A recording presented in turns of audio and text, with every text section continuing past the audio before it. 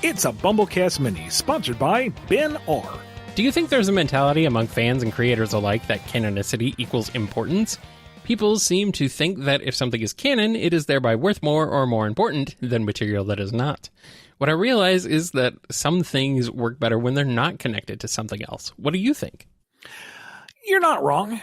And I feel like this was more of my mentality years ago than it is now. Canonicity of material within a franchise does make it important to itself. What you take in terms of context of the world, how the characters interact within their narrative, and if it is ongoing, how that litany all plays out. Does everything make sense? Do events have meaning as they lead into each other? So if there's something that's, non-canon that would contradict what's in the main series, then you don't have to worry about it because it's not going to throw everything off. If something is in canon and it does contradict what's there, then that kind of throws a wrench into what you're consuming because it doesn't work. There is that bump in the road. In terms of importance in a broader sense, not so much. Like if something is not canon but you still enjoy it for its own sake, then it's fine. That makes it legitimate. Your personal enjoyment of something does not hinge on whether it is canonical or not. And I think there needs to be that understood separation. You can enjoy stuff that is, under word of God and the side fluff. They can both exist and both be entertaining and both be valuable within that criteria. Right. Yeah. I don't disagree. With so many arguments about what is, isn't, should, and shouldn't be canon these days, I was intrigued by a recent video from a YouTuber by the name of Pariah695. His theory is that the concept of canon is not something that actually exists in Sonic, and is instead a BS card that Sega pulls up their sleeve to keep Sonic fans happy. The actual quote-unquote canon is whatever they want the Sonic brand to be at a given time. Not sure how much you can say, if anything, but is any of this true to an extent? Yes, but no. I mean, that's kind of how canon works. Yeah, yes, in that any creator, any license holder, how they represent their product is the canon. It is their product. They will make it the way they want it to. That is canon. But to say that the term canon applied to Sonic is some form of PRBS is nonsense. There are rules and guidelines for Sonic. There always have been, but those have been mutable over the years. What they have wanted at, back in the early 90s has shifted now that we're in the 20s. God, that's weird to say. And with something so long running and having been through so many shifts in terms of direction and oversight and platform and a myriad of other factors, it would be nigh impossible to have a singular vision throughout because that wasn't where it was starting. That was never the initial intention. It was not meant to be what it is today. Nobody expected that, and that's true for Sonic, that's true for Mario, that's true for Zelda, for anything that came out of the video game renaissance. It was, what is this product? Oh, it actually made money back. Let's run with this and do more with it. Right. Right now, there is a more concentrated effort to build something firmer and contiguous because it's endured. It has proven the test of time. And now we have a different mentality on going forward. But to say that, Sega is just blowing smoke for the sake of blowing smoke is conspiracy nonsense. Yeah. I think I understand what they mean, but I might be going a little far on the opposite end of it. So the opposite end of everything is canon versus nothing is canon. Yeah. I don't mean to throw Pariah under the bus specifically. This is something I see across the entire social media network. Everywhere. And the more I see things, how things work for realsies, the more I see how everyone outside the room has literally no idea how any of this works. And I was right there with you guys not that long ago. So really, you cannot parse the company politics by how a product is consumed by the vocal internet. You are not going to distill any truth out of that. Yeah. Yep. For both Ian and Kyle, what Hollywood actor do you think would be the best choice to play yourself in a movie about your life, or at least a movie that includes you as a character? I wanted to be Hugh Jackman because I want to live better in memory than I did in life. I want people to walk out of the biopic going, "Oh, he was so handsome and charismatic and rugged and enduring and inspirational." It's like, yeah, got you fooled. Thanks, Hugh. I have no idea. I don't know. Given the way I giggle all the BumbleKast. time, I don't know. BumbleKast the biopic. Hugh Jackman is Ian Flynn. Dave Bautista is Kyle JCRD Cross. Why Dave Bautista? I figured more like, I don't know, Seth Rogen with the way he laughs all wheezy and all the time. No, I want everyone to remember you as just this huge jacked dude who is very easygoing. Okay.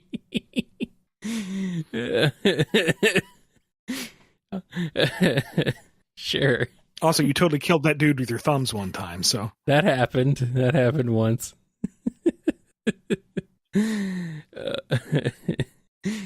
Starline's Isekai adventures end?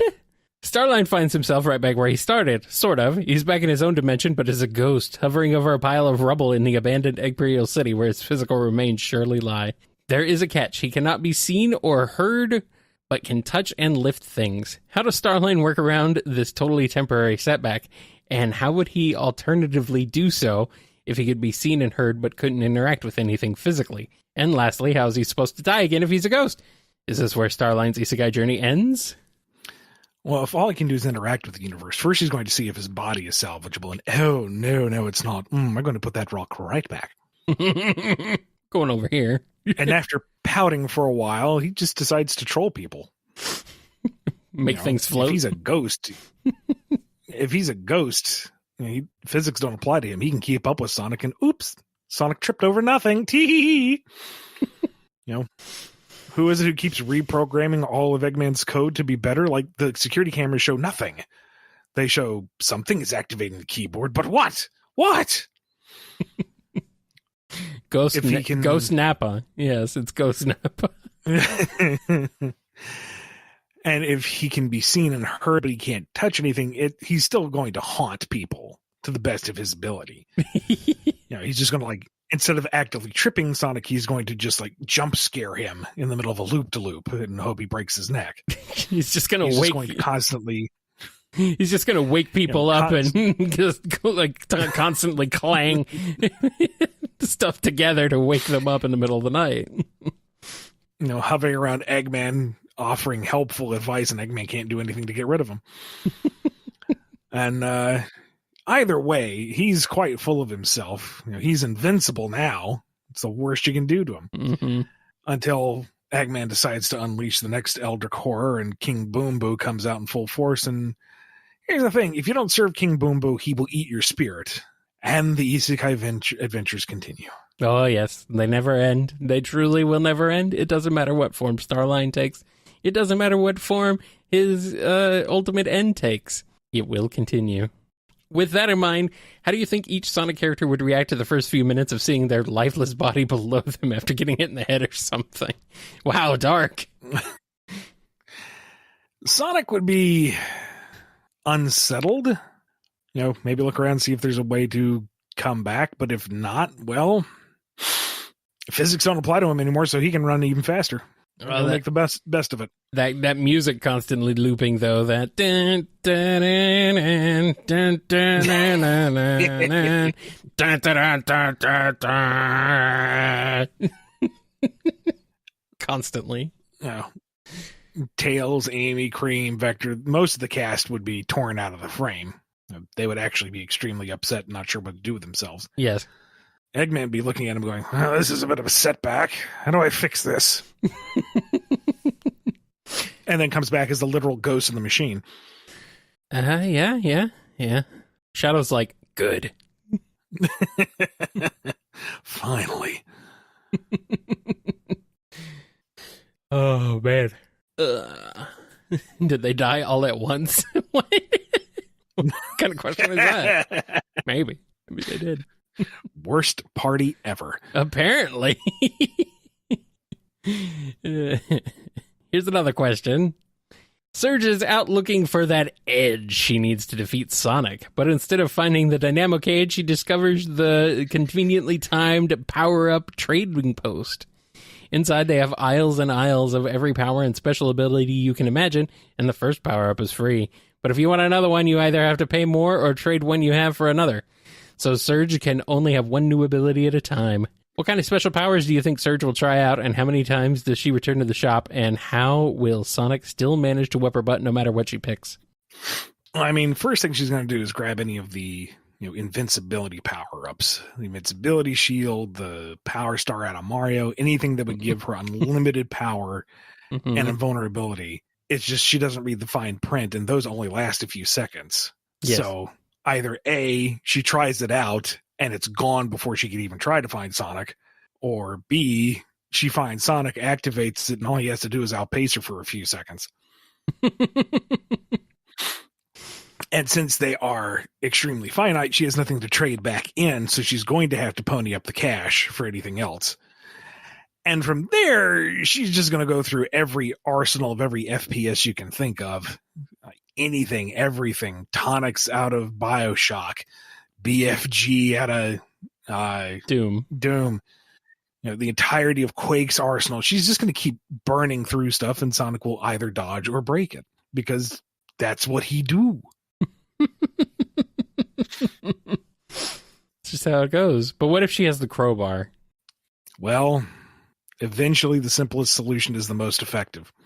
Yeah. The crowbar. I think the crowbar would be the game ender. Maybe that's how. Maybe don't kneecaps, huh, Sonic? Maybe that's how Sonic ends up staring at his lifeless body down below himself. God. Put Surge in the Tanuki suit. It's a dual layer of furriness. Or the cat suit. Oh boy. Is Sage evil post-Frontiers? Pre-Frontiers, there's no question, but I thought she had a change of heart, code, bits, whatever, over the course of the game, learning about love and actually caring about Sonic and his friends by the end. The way you've described her in this podcast since then has been something along the lines of a daddy's girl to Eggman, though, still loyal to the side of evil. I wasn't sure if this was a joke characterization, not unlike your comments about Big, or if this is how she would legitimately be portrayed in the future. Thoughts? How dare you, sir? Our comments about Big are not jokes. They are not jokes in the slightest. They're 100% serious. Big is love, big is life. Big is your Lord and Savior, and you would do well to treat him with respect. Thank you. It's hard to say because we haven't seen Sage in anything beyond Frontiers. And Sega may want to do something with her that I am not privy to just yet. I mean, I may not even be involved with whatever project she's in next. My intention is that she is still evil, that she respects Sonic, she respects the bonds of friendship he has with the others, envies it to a degree, but she will not hesitate to put any of them down. They are still the enemy. She is 100% loyal to Eggman and the Empire, and she will fight its enemies quite gleefully. Yeah, all right. Sounds good to me. Why not? That is my intention. We'll see if that comes to be in future projects. It may not.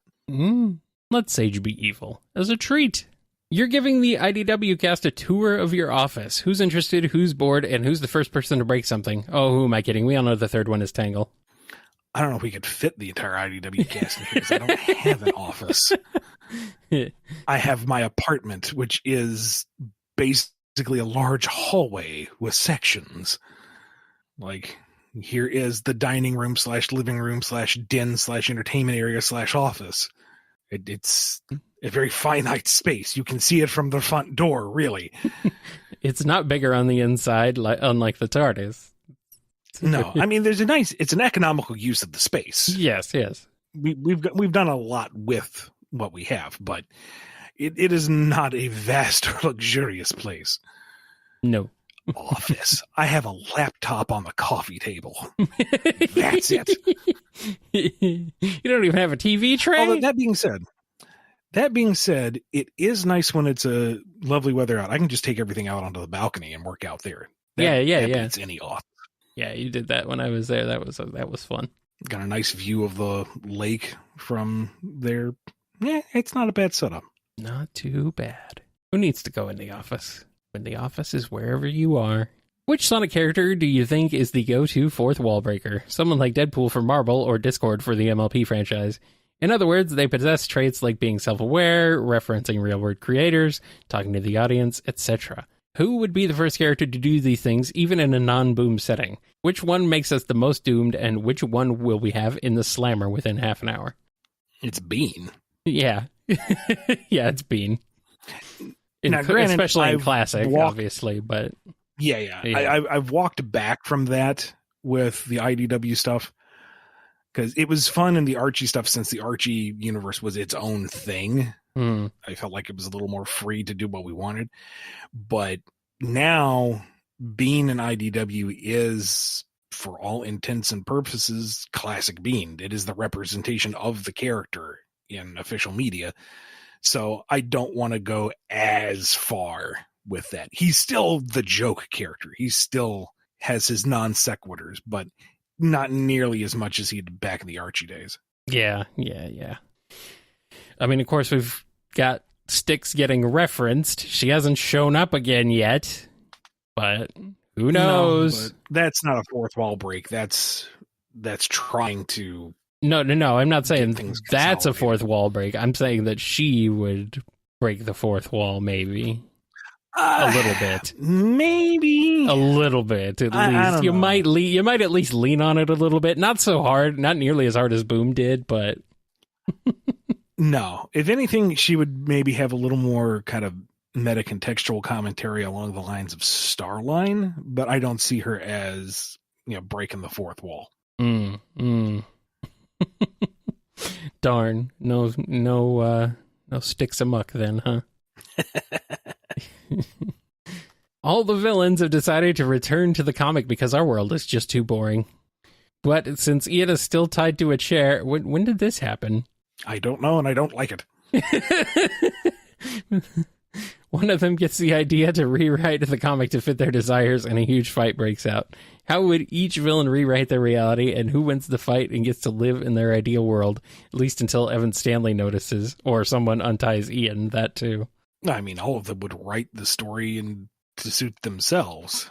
Eggman goes straight for the Eggman Empire victorious. Zavok is writing a world of disaster. Starline is writing the Eggman Empire is victorious, but he's also there. Mephiles just kind of reformats the whole hard drive, I guess. Jerk. Yeah. And then me from my chair just starts cackling, saying, I'm not even lead writer anymore. All of this is non-canon, you fools. Evan, help. Evan, Danny, somebody. Help. In case you haven't noticed yet, I have an utter fascination with the fourth wall in fiction. Not just simple stuff like winking to the camera, but crazy stuff.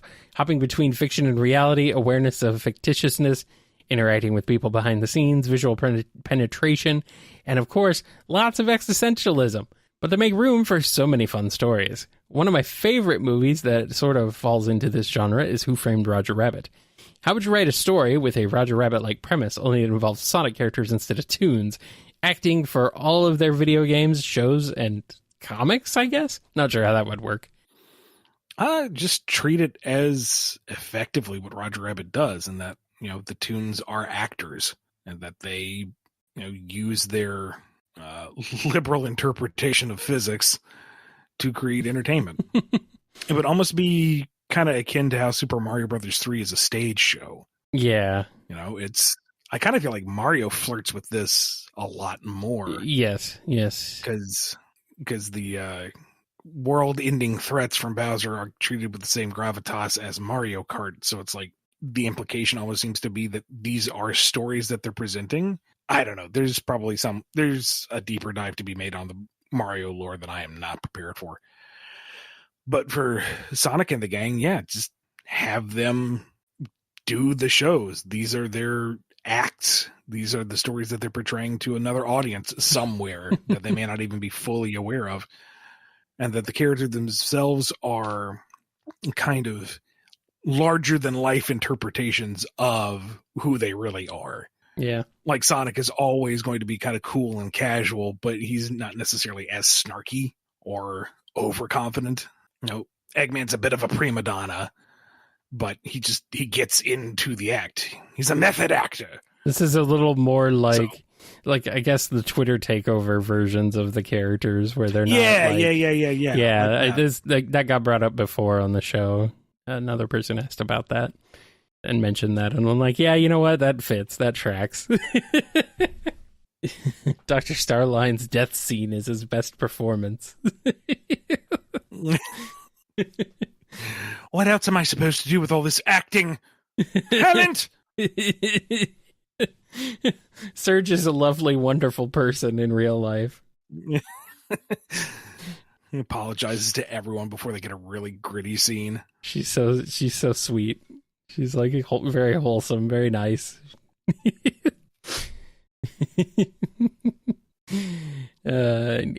Amy is apparently a huge jerk. No, I don't like that. No, I don't like that.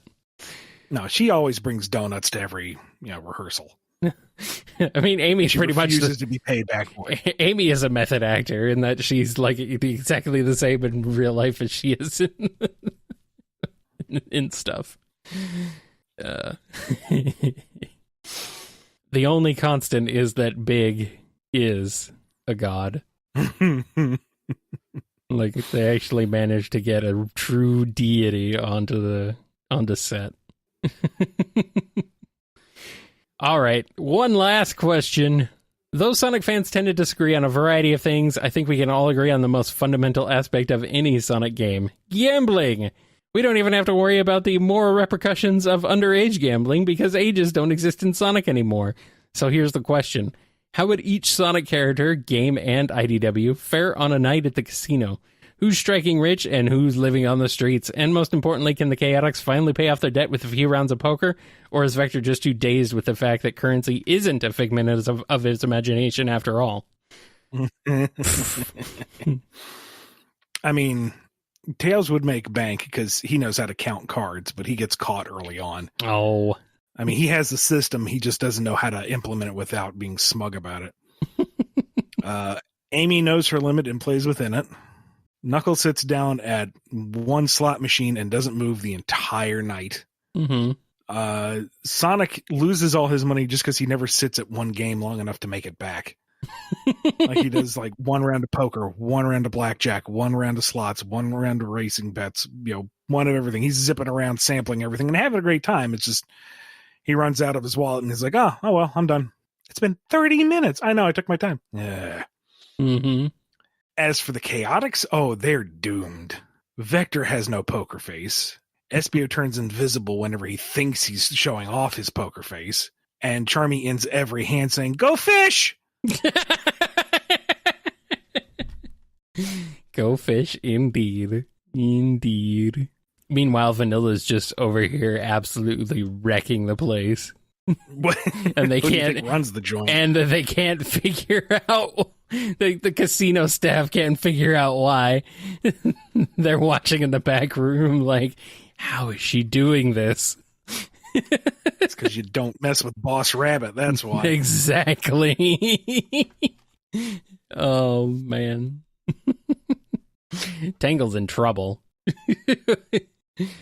Tangle's actually not too bad because she doesn't have a good poker face, but she's a chatter, so she distracts. Yeah, I suppose.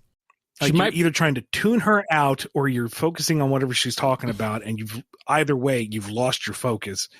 And then, the last card comes up the river and she's like, oh, full house. What do you know? Thank you. Yeah, but then, like, Whisper, I think, would take advantage of that. Well, see, Whisper knows how to navigate that.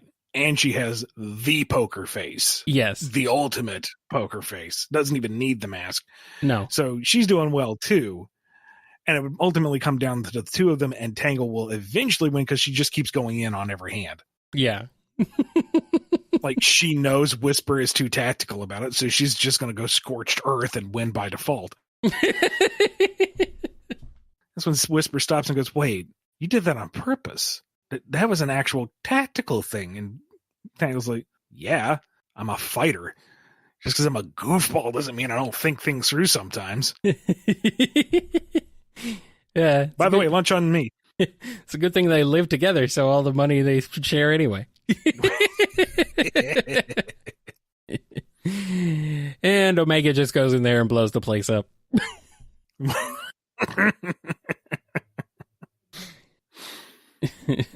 He loses once and everybody dies. Everything gets exploded. I will not consort with one-armed bandits. That's just a nickname for the machines, Omega. Stop it. All right. I put 20 on dead. Don't you mean red? No. Thank you, Omega. Thank you, Omega. All right. I think it's time to go. Thank you. And thank you, Ben R., for sponsoring this BumbleKast Mini. If you want one of your own, head over to patreon.com/BumbleKast, Ko-fi.com/BumbleKast, or become a YouTube member. Be good to yourselves, be good to each other, and we will see you next time on the BumbleKast. Let's get out of here.